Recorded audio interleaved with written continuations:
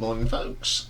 Ian from RTO here. Hope you're all well and had a good Monday. Easing into the week, and today is another album ranking, and I've got a little treat for you today. It's one of those bands from my childhood, teen years that I loved. Yeah, these are a guilty pleasure and always will be. We're talking about Adam and the Ants. There's not a person that I know that says they didn't like Adam and the Ants. They were formed in 1977, and it's been two sort of incarnations of the band, both fronted by Adam Ant. The first one was more of a punk rock, post-punk sound, and then they went into that second one with the two albums, and it was noted for that use of the Burundi drums. I love that sound. It reminds me so much of Wizard, and I think that's why I like Adam and the Ants, because of that great drumming. They only released three albums as Adam and the Ants. And then Adam Ant went on to do solo stuff, and he was a VJ on MTV. And he's still going strong. I know a friend of mine went to see him when there were still concerts, and he said he was absolutely brilliant, which is great to see. So, 3 albums. So, first we're going to look at the debut album, which comes in at number 3, Dirk Wears White Socks. Released in 1979. It was actually the first number 1 on the UK independent album charts, which is different. The line-up on here is not like on the albums that came after it. So we got Adam Ant on the electric and acoustic guitars, piano, harmonica. David Barbarossa, also known as Dave Barb, drums. Matthew Ashman, guitar and piano. And Andrew Warren on the bass. First track on here is called Car Trouble, Parts 1 and 2. I think this track's a little bit all over the place. It's got no cohesion, although Adam Ant's vocal on it is pretty good. One of the weaker songs on this album. Digital Tenderness. Don't mind this one, it's certainly got that post-punk feel. Some great guitar work here. It's proper post-punk. There's nothing wrong with that one at all. 9, Plan Failed. Again, got a great bass line here from Andrew Warren. Sort of lifts the track. It's got that lovely post-punk feel to it. It's a solid track. Day I Met God.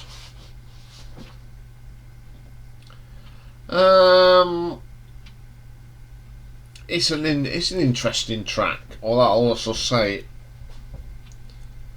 it's got elements of what they were going to do, and that post-punk sound. Very, very good. Table Talk again. It's one of the weaker tracks, all over the place. No cohesion, stop starts, no natural continuation of the song through. It's about 5 parts all put into one, and there's nothing there to keep it coherent. Let me get Cleopatra. This is one of my favourite tracks on this album. I love the riffs and hits. Great vocal from Adam. One of the really strong tracks off the album. Catholic Day. This is great. This reminds me a little bit of that early U2 sound off their first couple of albums. I love that sound on that, and I love the sound on this. Really, really good.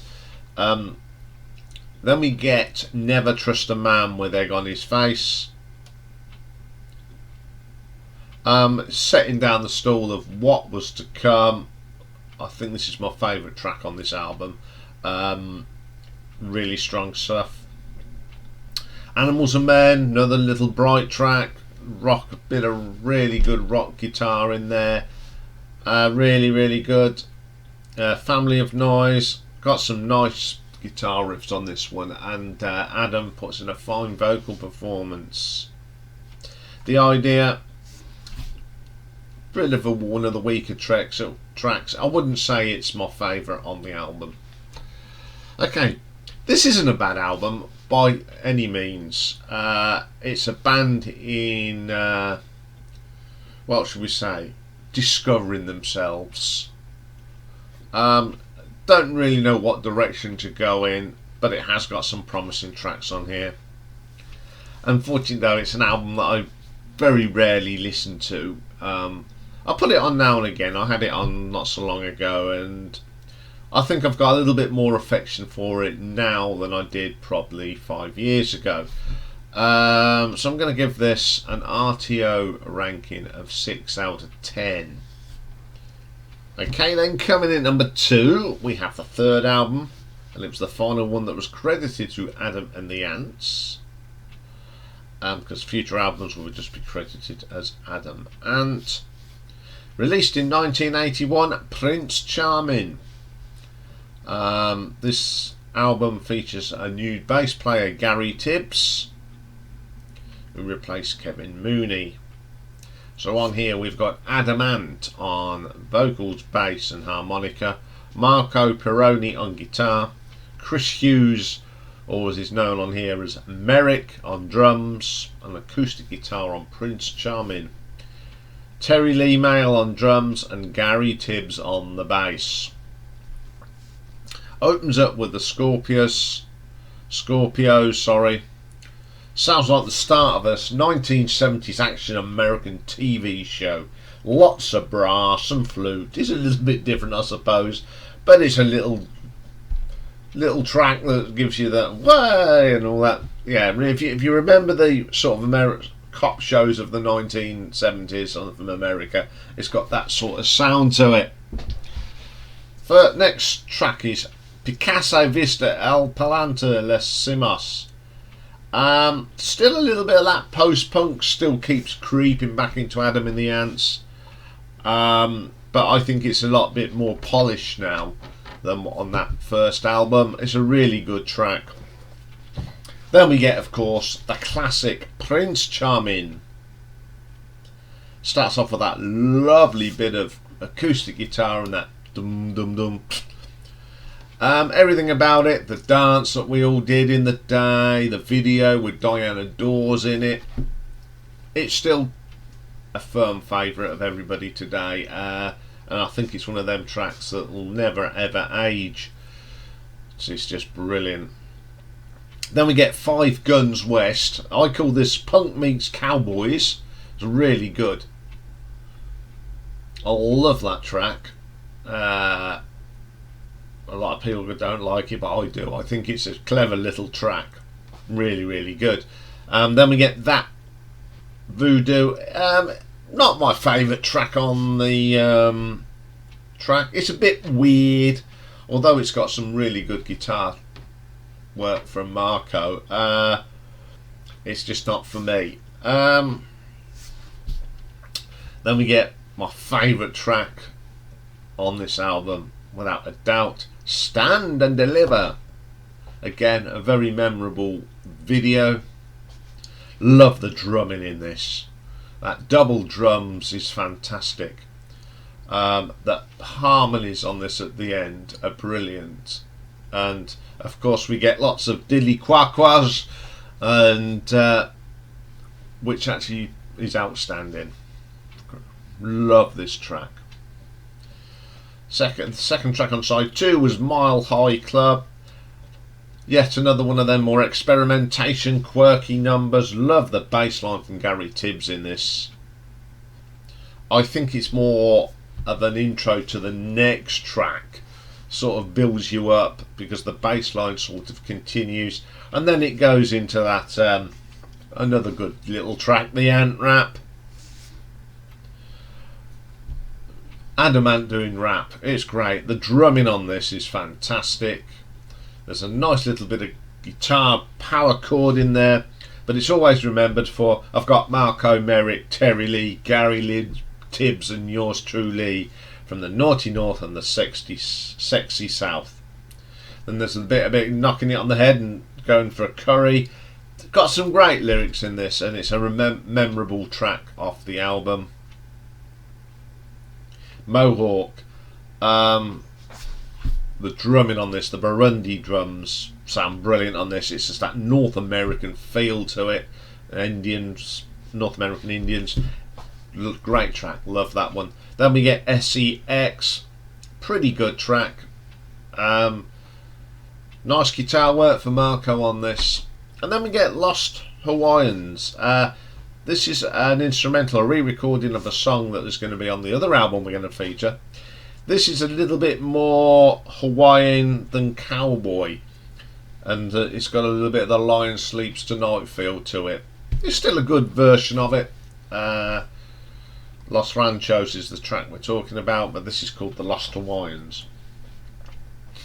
Really good album. One of the poignant albums of the 80s, I'd say. It produced two absolute classic songs of the 80s.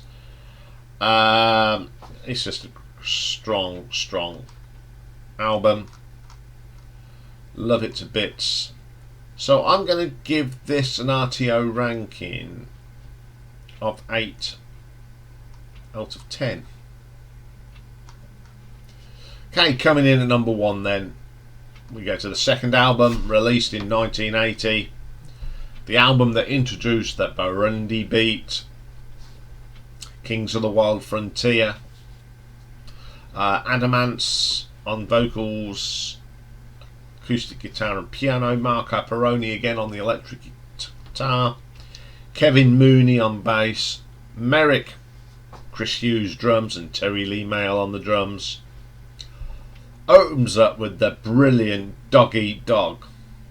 That double drums is brilliant, and you've got a great bass line and a great riff that keeps just coming in all the time. It's a terrific track, and I love it to bits.